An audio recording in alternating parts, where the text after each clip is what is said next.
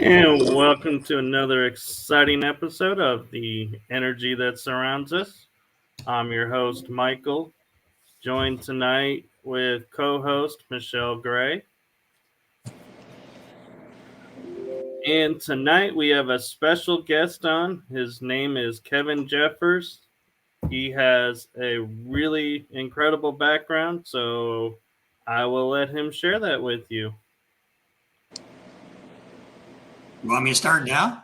Sure. Yeah. Well, the experiences that I've had started when I was about 5 years old. And I would see geometric shapes swirling about me. And I found out at that tender age that if I touched them, I could direct them. Oh, wow. I guess that was my early childhood version of having a computer, except it was happening right in front of me. And then as time went on, the experiences were interesting, but they weren't dominant. Until I was about 18 years old when I went to a hypnotist, a past regression hypnotist, past life regression. And he discovered a few things about me, which I found rather intriguing. And then fast forward, I've been healing now for probably 6 years. And I was called to St. Louis by my mother to work on my brother who had just broken his back. And then some interesting things came out of that, which I can go into detail a little bit. And then fast forward, it was just a steady experiences and learning how to do things with energy. Wow, so that's really cool. And so I'm kind of curious, you call it the pattern. Is that something that you just noticed and decided to call it pattern, or how did you come up with the phrase the pattern? But before you answer that, Well, it was really a word that I chose because of the experience which was a very strong out-of-body experience that brought me into view of the universe with grid lines behind it. And grids were kind of like the background fabric of consciousness for everything. And the closer I got to the grid, the more emotional it became. But I began to see a pattern in my life where I experienced this energy, and that left a huge impact. Okay, I think Michelle had a question for you. He answered it. I was going to ask him to bring in the difference between the grid and the pattern, and he pretty much already did it. So perfect. Well, the pattern was as best I could do at the moment. So, one of the things we talked about backstage before we got started, I wanted to make sure got asked is why is it important to let go of beliefs? Well, in my experience, the beliefs confine you as a personality, as a person striving to increase consciousness, because we get framed within this box of beliefs that have been created by us. It was created by our family, by school, by expectations of society. The broader picture was a certain kind of behavior was expected. These rules that we believed as we were young have now become the operating reality for us.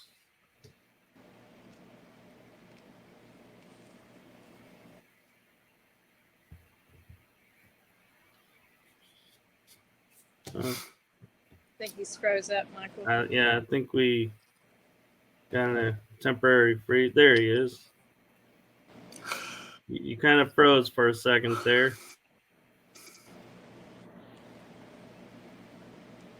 Okay, so when you talk about consciousness, how do you define consciousness? What is it to you?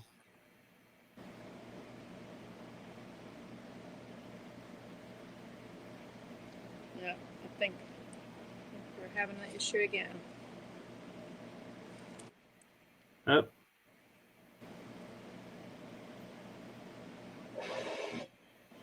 Okay.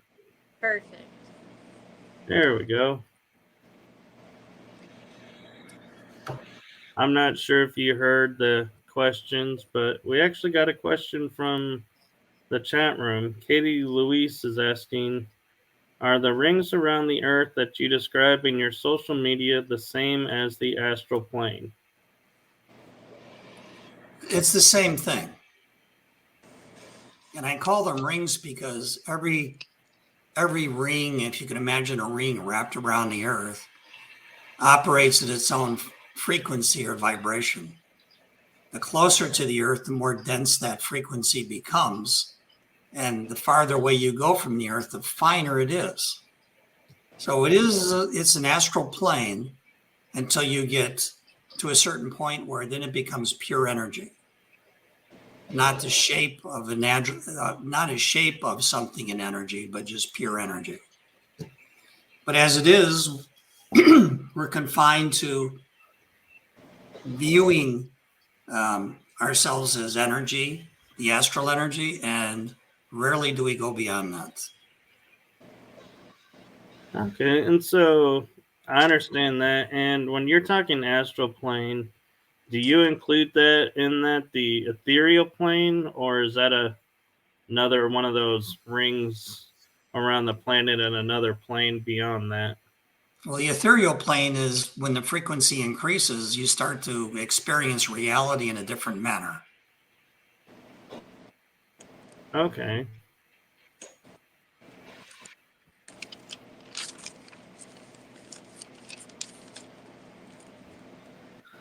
Okay, I'll ask. Ethereal, as the name implies, is very fine energy.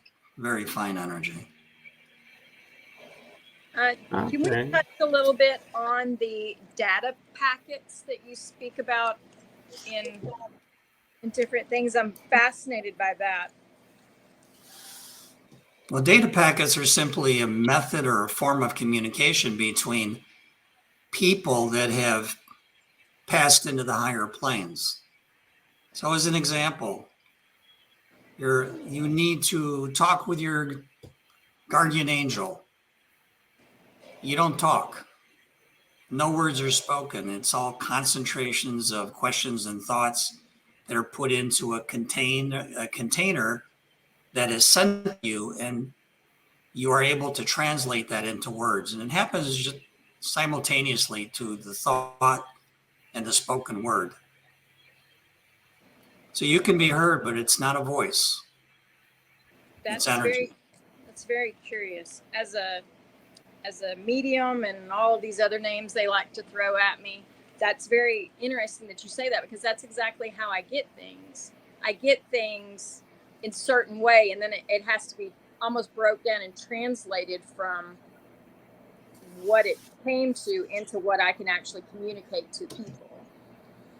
So sometimes these data packages are so dense and so large that it might take us a lifetime to unpack it. Okay, well, I'm just getting crumbs then. You're getting crumbs. Yeah, it doesn't take me that long. Not a whole lifetime that I know of. It might have taken me 30 lifetimes. I don't know. And I'm just on number 31. Well, that's true. They could have been sent to you a long time ago, and now you're seeing it. Just now figuring them out. You said something that said I'd like for you to elaborate on, and it says that we came into a predator world, no clouds, no angels with harps. Can you elaborate on that? Well, when we descend to the lower frequencies, we take on form, the physical body. And as you probably have learned from experience, that life here on Earth is predation upon other forms of life. Right. People do it, animals do it, insects do it. And it's all about dominance and position in the human reality or the physical plane reality. Right. So when we first come in, we take on a body. We don't particularly know who we are because we chose not to know who we are. The challenge to you is to understand and experience who you are. So as an example, when you first come in, probably a good starting point would be a caveman. Okay. And that's a basic life. That's where you need to go out and kill, to eat, to survive. And as you go up through society into the more sophisticated societies, predation isn't necessarily killing someone and eating them. It could be taking their land away, right, taking their money away. It all comes down to someone is doing something to deprive you of something. Right. Interesting. Thank you for answering that. So I'm kind of curious. There are times when, like, I'll be sitting in a room and all of a sudden, like, one ear will be like start buzzing, and I've always just referred to that as getting like a download, because all my other sensors are fine, and it's not like a ringing. It's just like everything else is muffled, and then it just goes away. Could that be like what you're saying is the data packets coming in? No, that's just someone making their presence known. If it's not tinnitus, it's definitely a presence. And the presence translates itself into that buzzing sound. Okay. Yeah, it's definitely not tinnitus. I know that. Well, the only thing left is the buzzing is a function of what you think you're hearing. There is a high chance that the buzzing is a communication. Oh, I believe that for sure. I just haven't learned to translate buzz. Yeah. I don't speak B either. Not fluidly for me. And so, Michael, earlier, entering into a shift of consciousness to another level of consciousness. And the translation to that is an energetic impulse that you hear, but you don't understand because you don't have the language for it. Right. And I'm glad you bring that up, because earlier on one of the glitches, I was asking you, you talk a lot about consciousness. And what is consciousness to you? Because everybody defines it differently. Well, consciousness is just simply perception awareness, and it increases in sophistication as the form, the physical form, it increases its rate of vibration, and you start to know more, to listen more, to hear more than you did before. So the shifting in your life can go from when you were younger, everything was about food and mom and security. And as you get older, it's about your own personal survival and knowledge and manipulation and position in reality. So consciousness, and this is important to me, is that what I call uplift. We're being uplifted from one level of consciousness to another because the pattern is helping guide us to that point where we're questioning more than we're answering. How does soul consciousness work into that?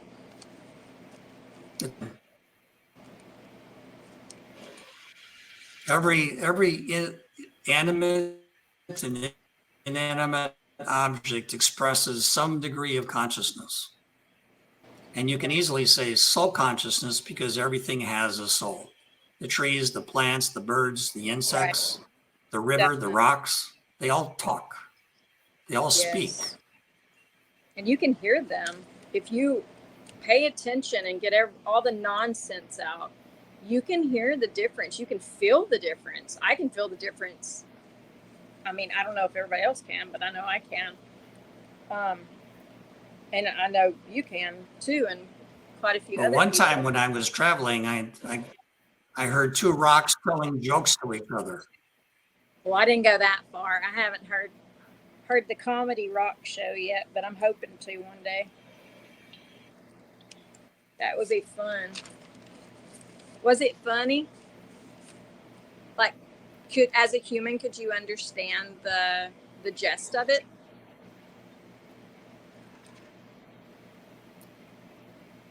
Did you hear my question, Kevin? I lost you there for a little bit. Can you rephrase? Yes, when you heard the rocks interacting. I did not. Okay, that's sad. I wonder what rocks joke about. That would be nice to know. The sand. Maybe. So, I'm kind of curious as a. Hold on, we might be getting them back. Yeah. Bear with us, folks. We're doing the best we can. This is the joys of doing a live show. It's very fascinating. I really enjoyed all of the research that I got to do. So, Kevin, when you say soul traveler, are you referring to going out of out of body experiences, going into past lives? Yes. Well, okay. We are more than who we think we are. That's become my mantra in life. We are capable of extending our consciousness into different areas and levels of reality. We're also capable of what people call an out-of-body experience, which is the separation of the astral body with the physical body.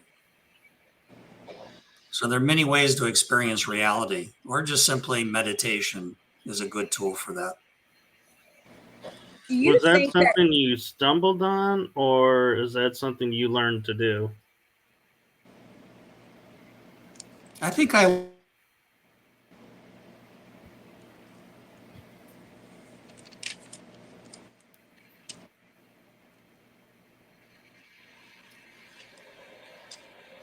we lost you for a second there. You were saying you think you, and then we lost it. Okay. Rephrase the question. I'll answer it again. Do you feel like soul traveling, that when you're going out of body and into the um, past lives, so is that something you were able to just do, or is that something you learned to do? I learned to do it. One of the Okay. things that's interesting, Michael, is that when you're in the ethereal body, there is no time. So the past, the present, the future, they all blend together into one experience. So Do you you are retain? able to look out to past lives fairly easily because you don't have obstruction of the body stopping you. Right. I'm just curious, do you retain conscious memory when you wake up of everything, or do you just feel Yeah. like, Well, oh, I'm a great journalist. I journal because I know there's an area when you've gone out and you come back and you fall asleep, or just if you're not focused on it, you can easily forget your experience. So I've learned over the years to write everything down that I thought was interesting, and that way I captured the moment through my written word. It's a very good idea. yeah. So I'm just curious, did you run across any past lives you were like, I knew that I was there, or I knew I was a part of that?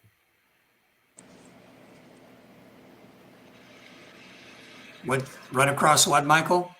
A past life, like if you were reviewing your past lives and going, now that makes sense why I was so focused on that when I was growing up. I knew I had to be a part of that, or that I was there. Well, I think we need to pay attention to what we experience in our dreams. And if you go out in consciousness, pay attention to that, because your higher self, your higher soul is constantly prompting you to increase your experience, to maximize your experience while you're here. Because when you pass and you go into the higher planes, you know everything. You forgot when you decided to be born to your parents, you forgot by agreement what happened before. Because if you knew everything, coming into this life would be a fairly valueless life. Yes. And we're all encumbered with the bodies and circumstance and environment. And frankly, as nice it is and loving as it is, it's just, to me, it's not all that interesting. So then So, I'm curious. Sorry, Michelle. I was, no, it's okay. yeah. Go ahead. If, because like you're saying, if we don't pay attention, we forget, and we're not born, with the prior memories. So is deja vu like the pattern saying to us, hey, here was something you really need to pay attention to from the past? Or how do you explain like the deja vu experience?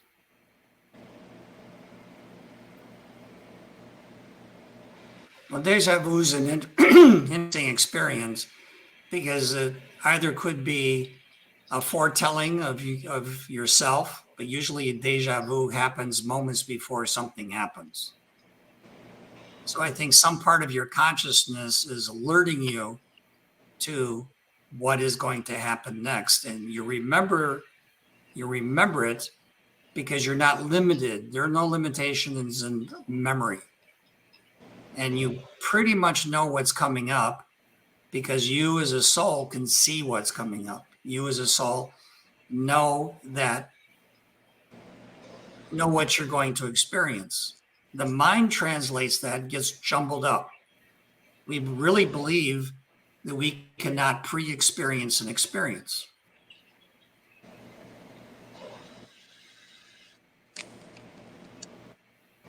So, Michelle, did you want to? Yes, I was actually, forgive me if I get it wrong, because I was trying to jot this stuff down and unpack at the same time and still listen to you. But do you think the imprinted pattern can follow us throughout other lifetimes? Like in our very first life, is the pattern built and then the pattern continues hidden within through lifetimes, or do you think it evolves throughout different lives? Well, the pattern, in my experience, was created by what I call the creators. Okay. And it's full of information about how to uplift our consciousness and to release. We reach the point where we just don't have to be here anymore because we learned what we can learn. Pattern is fluid but constant, and it's what you see in the pattern is just simply your interpretation of what you're seeing. As your life goes on and your experience base increases, the pattern will look different and feel different and act different. And it's not So because it's the ever pattern is evolving. changing, it's because you're changing. Okay. So the pattern remains, it's just we're evolving.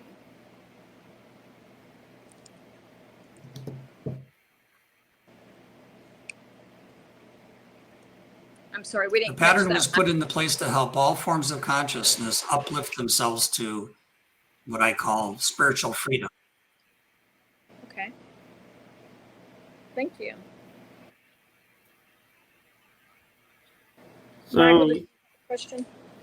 I was kind of curious because I being with metaphysics, I get a lot of these principles, and I've just never really worded them the same way. But I'm curious with you and your life and your work. Do you find that being able to see the patterns that you may avoid certain situations because you're like, hey, I no longer need to learn that pattern? So you veer away from somebody who may, or a situation that could develop into something else, and you're like, nope, I don't want to learn that one today. So change direction.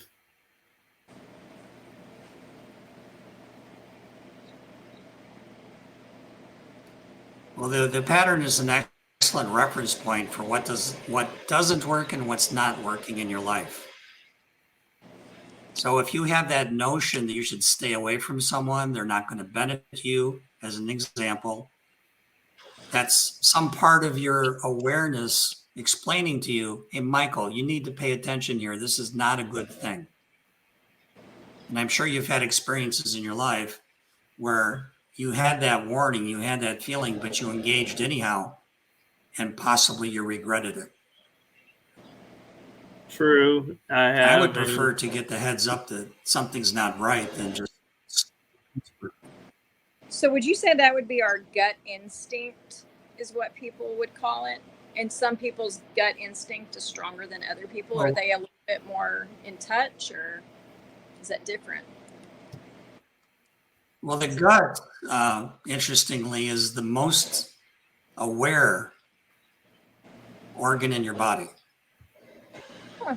The gut will always inevitably tell you if you're in danger, or you need to remove yourself from the situation, or you're going to be in trouble, or you're going to have trouble. The gut is terrific, is like first level radar. The gut says, well, Michelle, good things, not good things are about to happen. Pay attention. Right. And then we travel up the energy field to our brain, and then we get our interpretation of what we just experienced in our gut. Very interesting.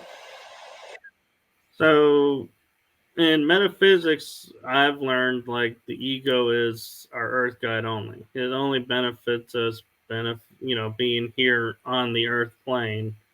Would that be kind of similar to what we're saying resides in the gut? Is that where the ego is getting its source information and energy from?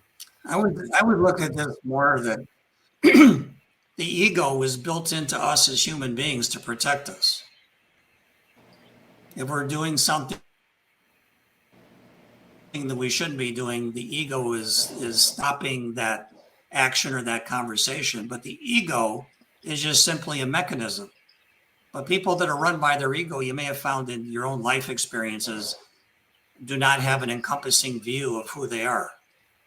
Everything is about who they are at this moment, not who they are in the greater reality. Right. I could agree with that.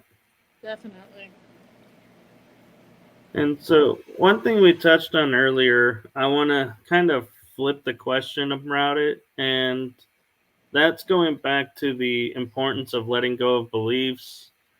Is on the flip side, is when people get stuck in their beliefs, what are some things that people can do to help release those beliefs and get free of the beliefs?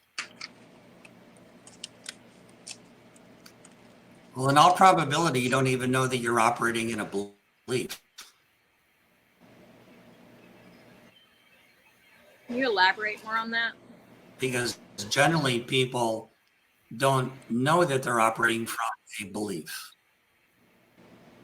Yeah, they it's live like the purpose of the belief is to contain your perception and awareness. Okay. So you don't really know your ego. You don't know, some people don't know they have an ego. Everything is the moment of now. The ego is just simply put in this to make sure that you survive. And when you start experiencing a greater reality, that the ego becomes threatened and it obstructs your way to a greater understanding, a greater perception of the universe. The ego doesn't want to let go, and it doesn't want you losing track of what you should be doing, which is taking care of it.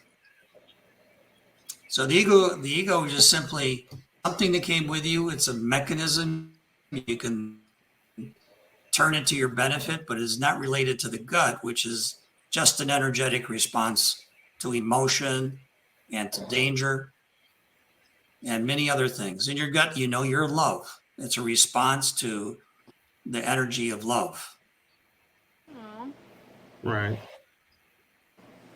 Where I'm going with my question is like for people who are more aware, like I knew somebody who, well, I'll be totally transparent. So my dad would, when he was alive, would struggle with letting go of beliefs about his past. And we'd always would talk to him, and he could see it, but he knew he was stuck. And we just couldn't help him break free of it. So that's where I'm asking you if you've come across that, what can be done to help people who are aware and see the pattern, but they just don't know how to break free. Well, we're very much invested in our patterns, and breaking that investment, expanding who you are, is a very painful process. And as painful is on an emotional level, it can be traumatic. If you try to break someone's belief, the chances are there's going to be a fairly strong reaction. So my thought is, in that case, you wanted to build an understanding of the belief structure to allow that person to let it go. Okay. So my dad recently passed away, and one of the things that he said he regretted was he now sees how he could have let it go, but living here, he couldn't figure that out. Yeah, the environment will affect that. But the good thing is he began to understand what his beliefs are and how they impacted his life. If he continued his life, he would have learned from that experience.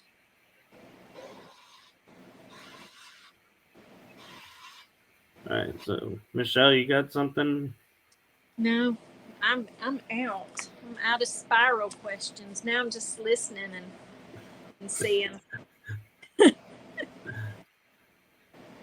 I'm out. So, what prompted you to start this journey and find the pattern within and helping other people to see their patterns?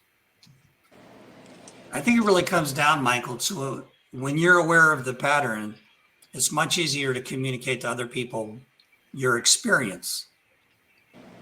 Um, when I first experienced the pattern, I was in my meditation chair having a great meditation, and I was literally pulled out of my chest and directed to this bright light with squiggly lines in it, and then pushed closer and closer and closer, and it started to come into focus. It was a very emotional experience for me. I couldn't even talk about it for months because every time I remembered that experience, I became emotional. Now, eventually, with time, I released that emotionality and started to be able to talk about the pattern. So, experiencing and moving into the pattern is for me very difficult and very wrenching, because you see your reality was a construct of beliefs and other people's opinions, and finally you start to see that you're free of those. And that transition, that freedom from beliefs, is really a function of energy, the availability of energy. And it's also indicative of changes occurring inside of yourself. So someday I believe from my experience that people will see the pattern and learn from it, but that's a process of growth and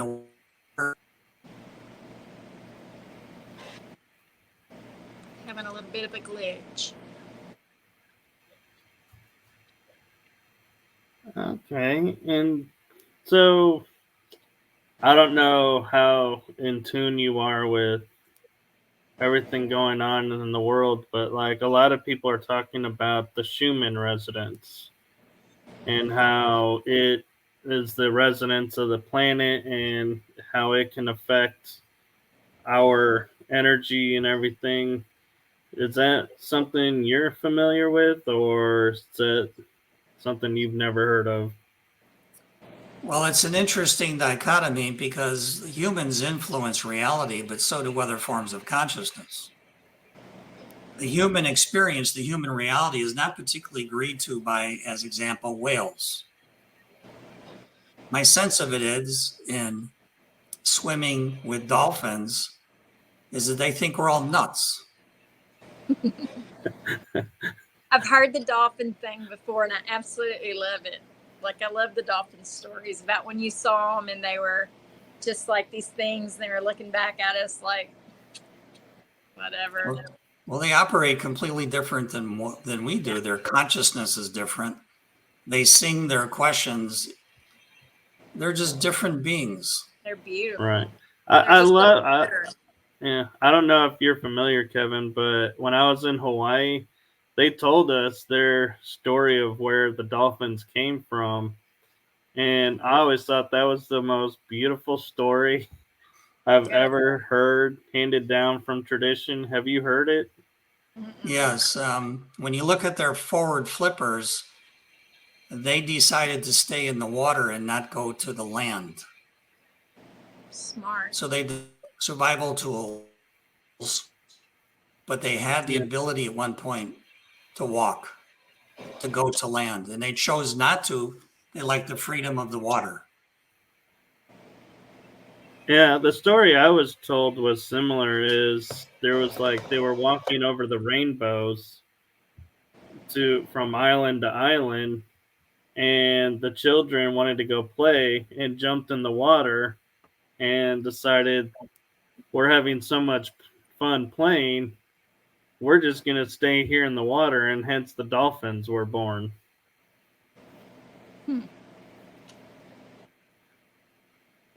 So I like how both of them I are think the story is very much similar to that of the whales. right. And it is amazing that like when I went swimming with the dolphins, I haven't been able to swim with the whales yet, but there is like I can't explain it, but other than say there is a euphoria that falls over you of you forget all your worries, you forget all your cares, and they literally bring you into a moment and you're frozen in that moment because it's like nothing else is entering your mind, except I'm here playing with the dolphins.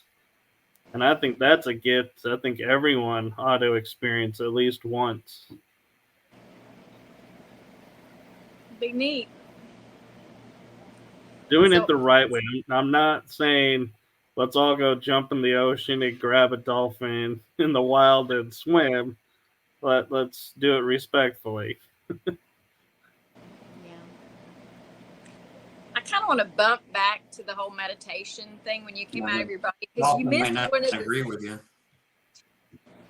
you missed Right. one of the best parts about Michael. Do you know where he meditates at? It's the best. It's the best. In a lazy boy. Yeah. A lazy boy chair. Isn't that amazing? You get to be comfortable. That was a little choppy. Yeah. I'm sorry. No, I think he was saying it was a little choppy, but Oh. yeah, I mean, I tend to find sometimes it's hard to go into meditation because there's just so much. It's like I'll quiet one section down, and then it's like, oh Lord, now the other section has gone into super mode, and it's like, let me quiet that one down. And then I feel like by the time I finish quieting my mind down, the time I had allotted for the meditation is over. And I'm like, I really didn't get to meditate. I just can't ever get comfy. Maybe I need to do the lazy boy too, but then I might take a nap. So I think that might be a different kind of meditation, to take a nap instead of actually meditate and concentrate into what you're trying to do. But I thought that was neat. I've never heard anybody meditate in a lazy boy.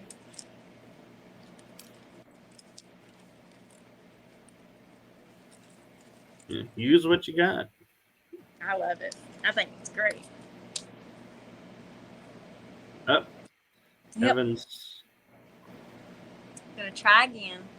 He'll be back here in just a couple of seconds. I've always Yeah. found it hard to meditate. Are you able to actually do it? Like, how do you do it? How do you get everything out of your head to meditate? To get Practice. everything. It's just all practice, Michelle.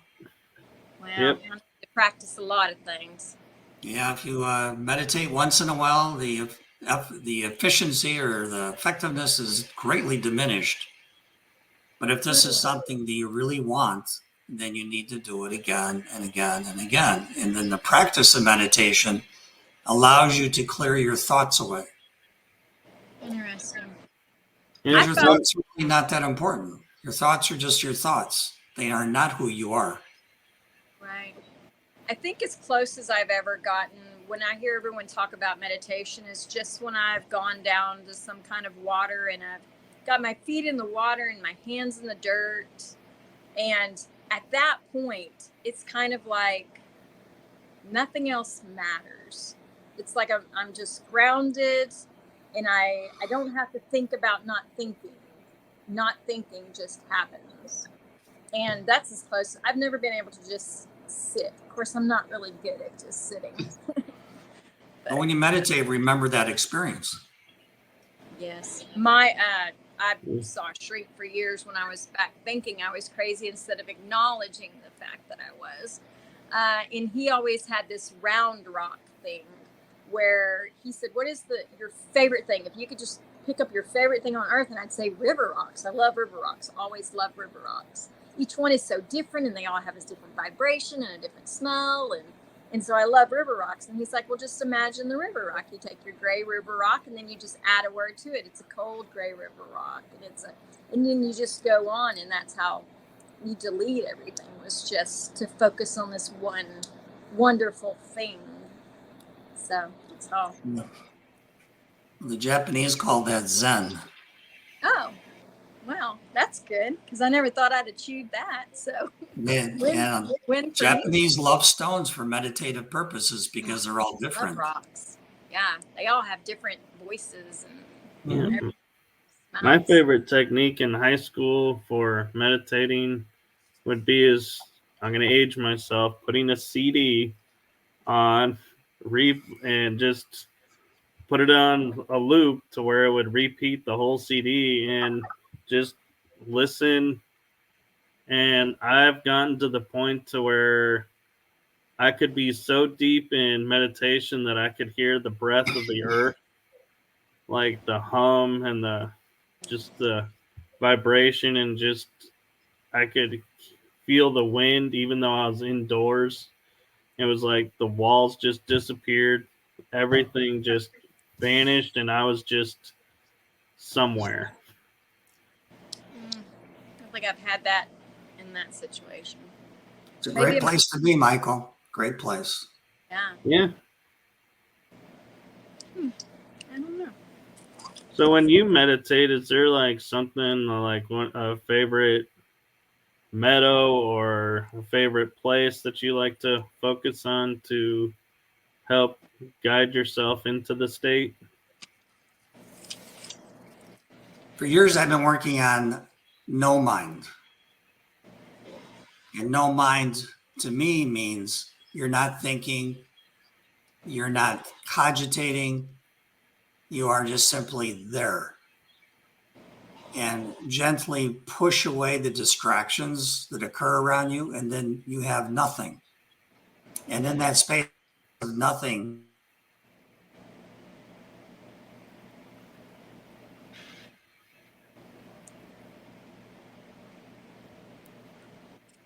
No. Oh man, it always seems to like glitch at the good. No, right in the good stuff. So you were talking about being in the nothing, and then it kind of glitched, and we lost connection we with saw you, that. Kevin. So would you mind repeating what you were talking about with experiencing in the nothing? well, when you're no problem.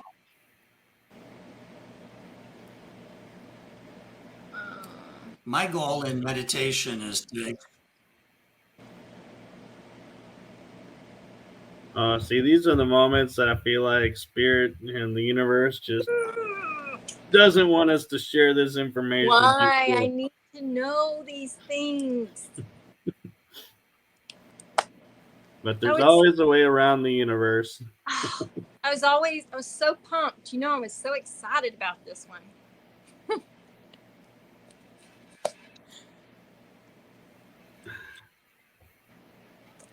Okay. I just feel like the universe just doesn't want us to share what's inside the nothingness.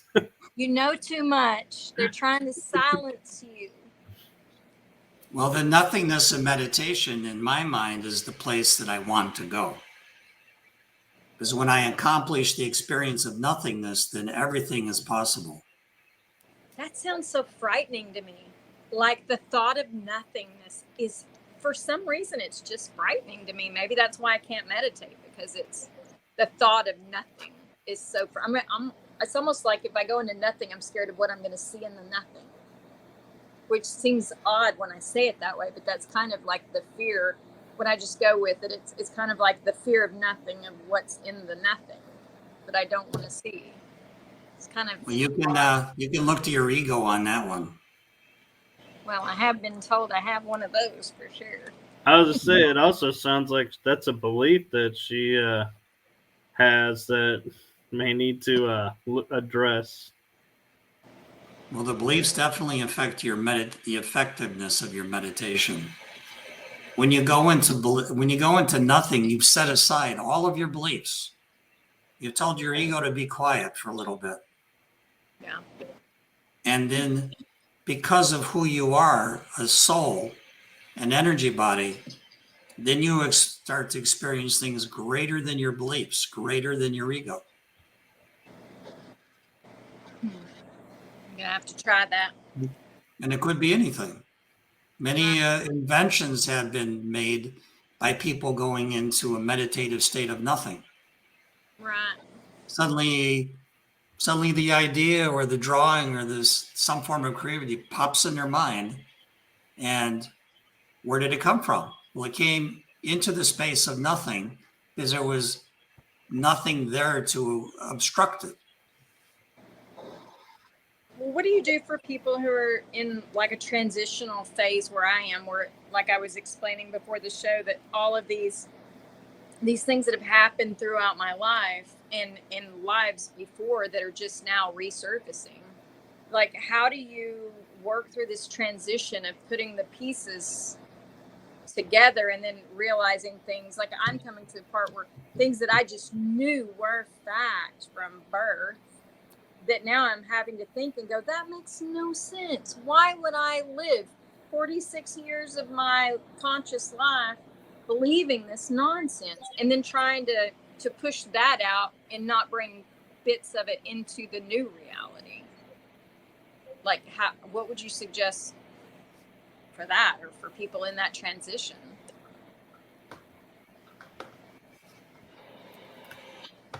Was that all over the place? I can try to tame it down a little bit. No, that was everywhere.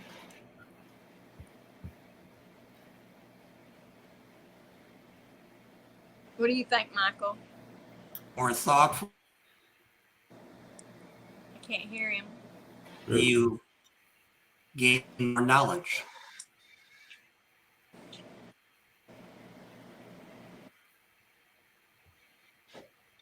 So what I was saying is that when you're in the meditative state experiencing nothing, you are available for everything.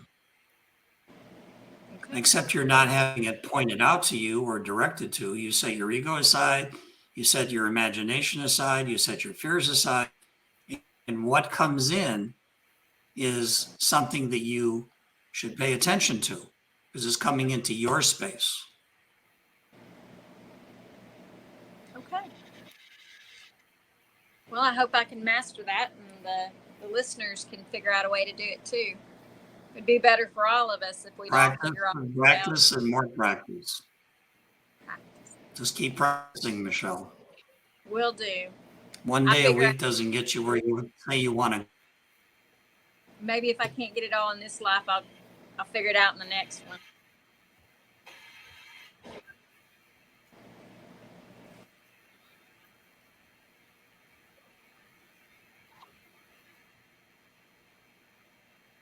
That's why we're here. Right. Figure it out. Just figure it all out. So I actually have an interesting question that I've been kind of thinking about lately is our past lives. I know memories come in from our past lives that, affect us in today's world. What about beliefs? How do we determine a belief that's a past life belief versus our current life beliefs? Well, you're going to have conflict because the past life belief is striving to gain control and dominance in the current life belief. So if you were an ardent Buddhist and then suddenly you became an ardent Catholic, there's a good possibility there's going to be conflict. Or you used to be a soldier and now you're a peaceful person. Those two images, those two thought structures are going to have struggle and tussle with each other. And in due course, you figure out who it is you want to be. Do you want to be the peaceful man? Do you want to be the warrior? Do you want to be a blend? But that takes time and consideration and self-reflection. Do you think a lot of the mental health issues are people struggling with that without knowing it? Could be. A lot of depressions and a lot of things like that. It's like I think a lot of mental health issues are related to body chemistry. I can see that too. Not everything is related to something psychic or spiritual or this or that. Sometimes you need to take drugs to manage your chemistry. Right. I can see that, and I like how you mentioned a blend, because I've always been told you're either this or you're that. Nobody has ever said you can blend the two. And so I love that notion that, we can blend our past lives with our current lives. Well, eventually you're going to blend them all, Michael. You probably had dozens of lives. I can easily see you having more than 80 to 100 lives.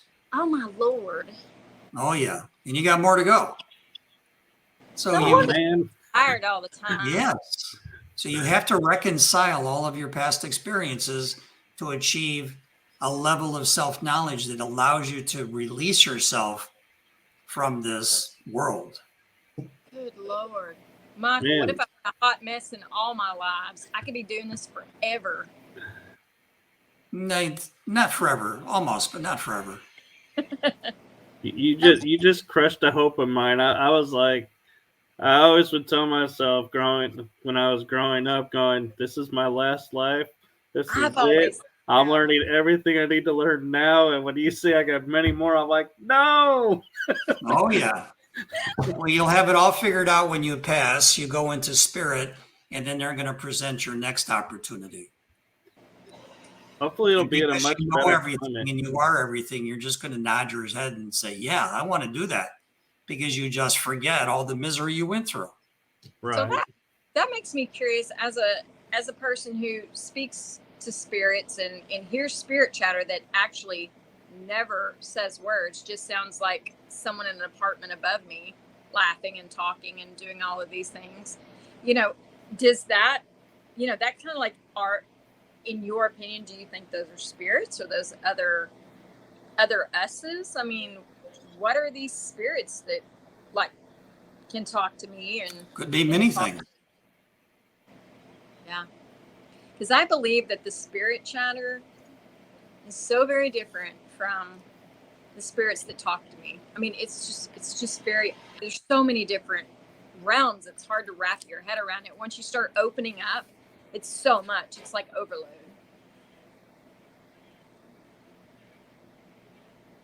Mom, you had some experiences like that too, Michael, didn't you? It's just Yes. overload. Oh yes.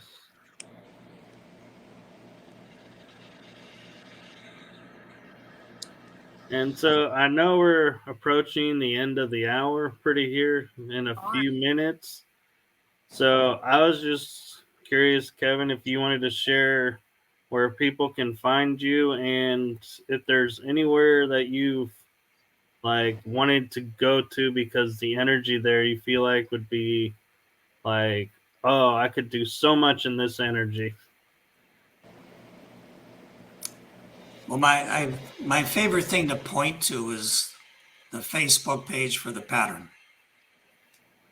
We spend a lot of time creating posts, matching them with interesting imagery.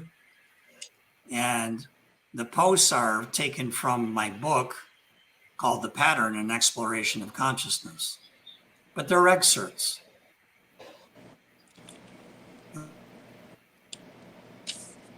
Well, thank you so much. That was really interesting. I see that we have the pattern down here with all of your information on the comments. It has the pattern.pub, facebook.com, Twitter. That's great. So, Right. Now we have a So web page. It's www.thepattern.pub. And if someone wanted to pop an email over to me, it would be info@thepattern.pub. But the very most cool. active representation work is through the Facebook page. And interestingly, you mentioned your book, which I'm looking forward to reading and getting at Amazon. Are these stories that you of your experiences, or did you compile with other people's experiences? They're my experiences. I don't talk about other people's experiences, other people's lives. I thought that what I was presenting in the pattern would be interesting as my experience. Okay, which I respect that, and I think that's really cool of. And so this would definitely be a book to recommend for people to get to knowing you and your stuff as well. Correct?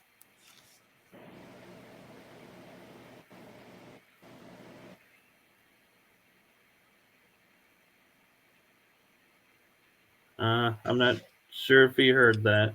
I don't think so. No. No. I was saying, so if somebody was to come up to you and before emailing you, it might be a good idea to read the book because they'll get a good idea of who you are and where you come from, and that might help a lot of people with stuff they're going through. Well, there's a lot of detail in the book, a lot of practical experiences or real experiences that I've had that are easily missed when you're just skimming. A lot of people don't like to read books, but if you do like to read books, then the book that's on Amazon now is finally edited to be very readable. It won't be a slogger. I don't think it'll put you to sleep. The original manuscript that I had would put me to sleep. Oh. So we perked it up a little bit. We simplified it, did a lot of editing, and it reads very smoothly. So I don't think it would be a chore to read it if you like to read. Sounds good. Everybody go get a copy. Yeah, Amazon.com, Pattern Exploration Consciousness, Kevin Jeffers. I'm not even going to attempt to read the rest of that. But so if you have a quick moment, because I know you probably got things to do, I was just curious with real quick with you talking about patterns and beliefs and stuff. What is your take on places where people are talking like Sedona, where they're like the Earth's energy there is so this or that? Do you buy into that, or do you feel like that's just hype and the energy is the same everywhere? Energy is never the same everywhere. There are places like Sedona that operate at a high frequency. And people that have moved there or visited, they're just simply observing and feeling what's there. There are holy spots on the earth, and there's a lot of hellish spots on the earth. And it's all energy related, probably from past cycles of consciousness. Okay. And everything we do on earth is imprinted into the earth. Right. And to follow up with that, like Sedona, there was like several articles, I think around COVID time when people are like, we need to stop going to Sedona because we're draining the energy there. It's not feeling the same. What is your opinion? What would you say if somebody said, yeah, we're draining the energy of Sedona. We need to let it replenish. Wow. I have no idea what that means. How could that even happen? Like, how can the earth stop what it's doing, and how can you stop experiencing what you're experiencing? Yeah, I don't get it. So there's nothing you can do to influence the energy for.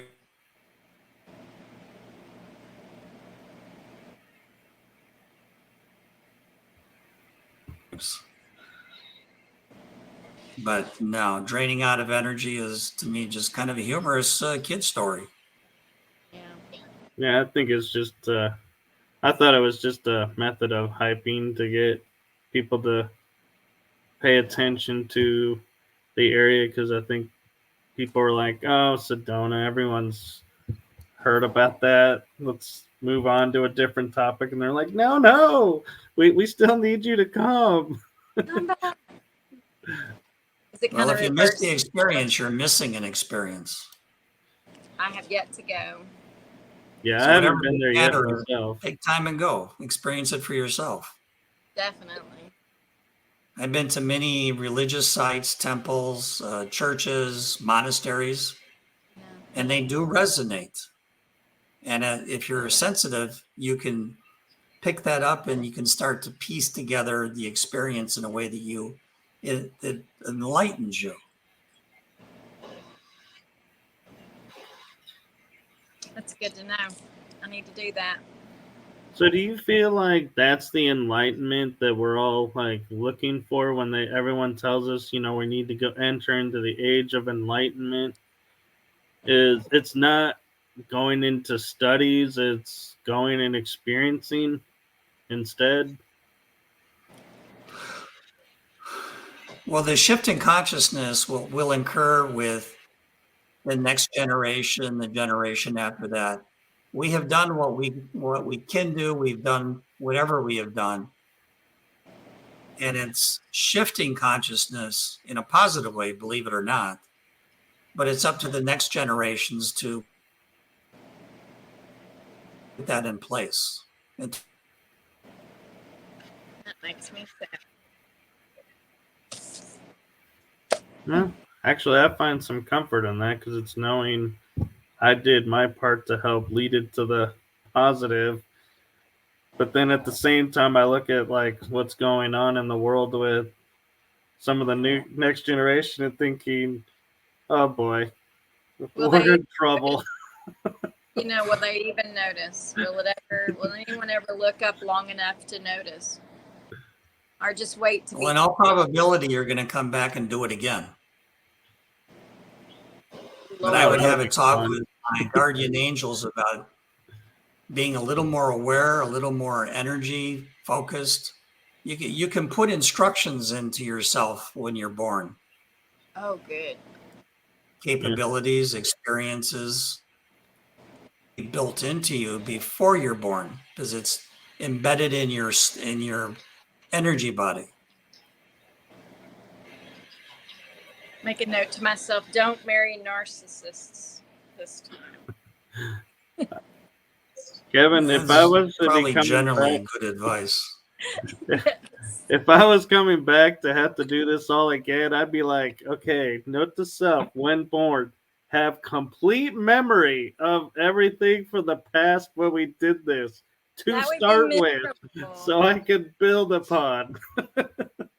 I wouldn't want to do that. Michael, you'd be bored out of your skull. Yeah, there'd be nothing new or exciting. Knowing Or you everything in have this to- moment gives you no room for creativity and expansion.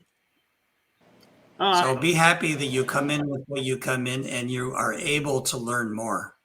right. No, I get that. I'm just meaning if I was to die in this generation and have to come back in another generation, I'm like, I really don't want to start from this life's point zero and move to, I'd be like, okay, and then move on and going, oh, now I can add this to, it's like, no, I'd like to have a better starting point. I don't know. I think I'd rather just have all my hiccups. For each person, there's no continuation now that they're experiencing. There's no continuation of the now. When you come back, you're going to be a different package. Ooh, And you some do that comfort in for you. the experience. You don't want to repeat what you've done. No. You want to learn new things. So the package will be different. Yeah. My suggestion is when it comes time to design the package you're going to come in next, you take a very active hand in working with your guides to make that happen. And be like, let's grow up in Ireland or better climate Oh, than the Jenny's heat gonna of love that. Texas. Yeah, we can't all be that lucky. Well, if you can find willing parents, I say go for it. Mm. Oh, Wow. yeah. Well, Kevin, it's been great talking with you. I'm sure you have things to do, and we appreciate you coming on the show. Thank you, Kevin. I had fun. I always have fun, but I had a lot of fun this time.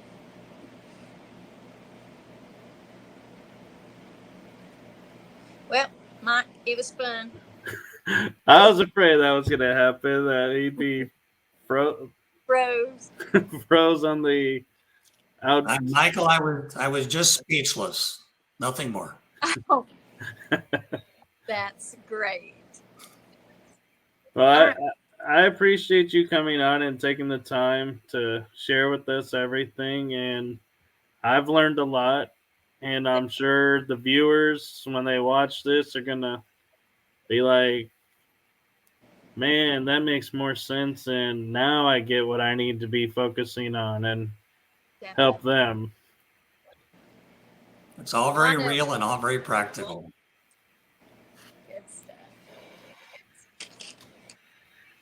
Oh, oh, you woke her up, Michelle. No, she was staring at me with evilness. Now she's just looking like that, all jelly-like over here. But we know the truth. And we're all going to bed. Thank you so much for being on here, Yes, Kevin. thank This was you. fun. And Even with Well, you're all the welcome. glitches, it just made it interesting. Thank you for giving me the opportunity to chat a little more. Definitely. yes, and in the future, if you want to come back on, we'd be happy to have you back on. All right. My quiet request is fix the internet. God. Well, I have a feeling, as you point out, we're shifting into a new paradigm. I have a feeling we'll be getting a new internet that'll be solid as ever. Good Where night. is that? Right there, Michael. Right there. Good night, Kevin. If you ever want to come to Texas, you come to DFW. Well, I'm going to have to buy myself a pair of boots. Nah, you're all right. You can wear Vans or whatever. I'd recommend a hat, though. What? Yeah. We, I see we you do Wear have a Vans. son. You dressed can't up wear a a little bit cowboy for hat. you Texas folks. I didn't say a cowboy hat. I said bring a hat.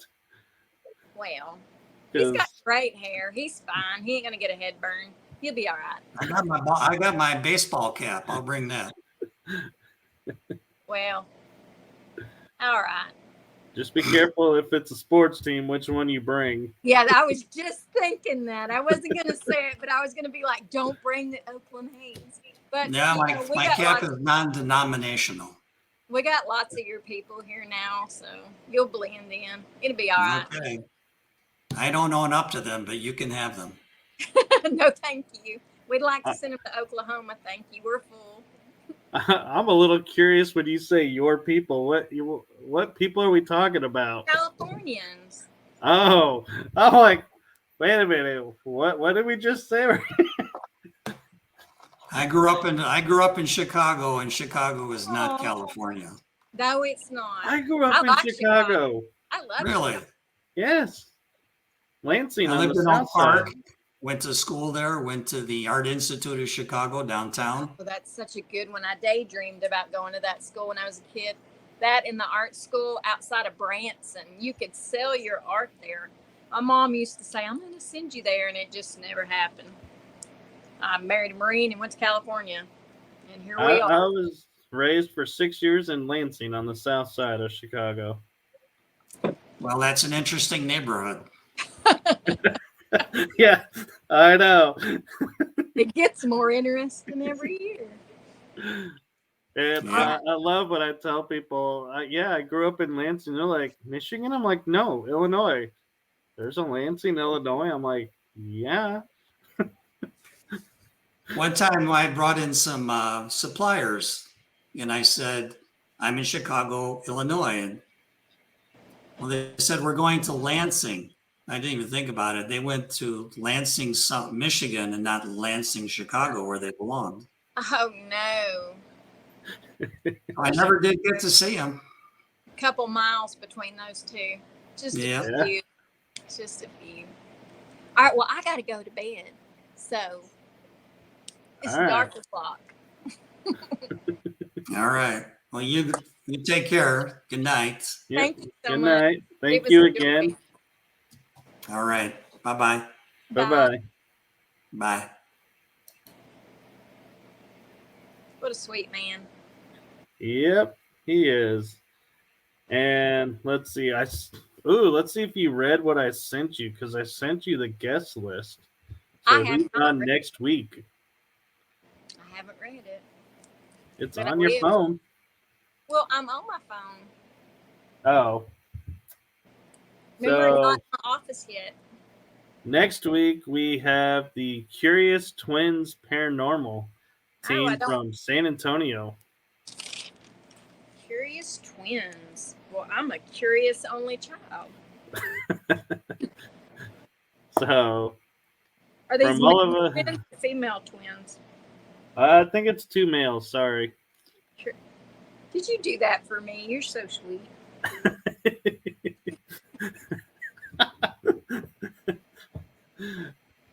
Always thinking about me. I do what I can. Thank you. I don't know if I can I might find the double mint twins for you somewhere. I don't know where they are, but they actually have a famous sister. Yeah. But I can't remember who she is. But I read about it. But I'm sure I Pinterest a lot between then and now. So. Oh, I'm sure. I'm sure. All right, so come and join us next week, Tuesday, for that.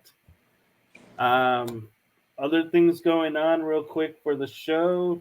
For me personally, tomorrow I will be doing Para Chit Chat with Jenny Sullivan Sanyasi. Love Jenny. That's a 2-hour show, so I'll be doing that in the afternoon because she's all the way in Ireland. So it'll be night for her, afternoon for me. The links for that are on my Facebook page. And then Thursday, I have Paranormal Versus with Daryl Evans. And episode 2 of Riding Through the Unknown with Arkham Rob Wood in the evening. So you definitely don't want to miss out on those shows. Michelle, do you have anything going on this week? No. I think I'm going to get pizza at some point, but other Pizza's than that, good. Yeah. As long as it's not that New York pizza. No, it's not. I have a horrible addiction to Hunt's Pizza. Like from the gas station. I love it. It's like Hunt Brothers or something. I don't even know. Yeah, it's Hunt Brothers. I've never had pizza from a gas station. I get very excited. Don't do that. Don't say I never got it from a gas station. There's nothing wrong with getting pizza from a gas station. Sushi, dangerous. Pizza, you're safe. I'm not saying anything about it. I've never done it. It's so good. It's so good. Their cheese pizza is so good. And I can't eat meat, remember, anymore. So wings, shells, and feathers. That's it. Feathers? Yeah, like birds, like ducks and stuff. Oh, I was like, if you're getting feathers on your pizzas, I would definitely be shopping somewhere else. That's the kind of protein meat I can eat, like that kind of stuff. Oh. Yeah. It's a whole nother show. My food allergies is a whole nother show. We don't have time on this show. And with that, we're going to call it a night, folks. So thank you for tuning in. Thanks for watching. We will be back next Tuesday. See you then. With the curious. You have just listened to the energy that surrounds us with your host, Michael Koff. Be sure to tune in next week for our next episode.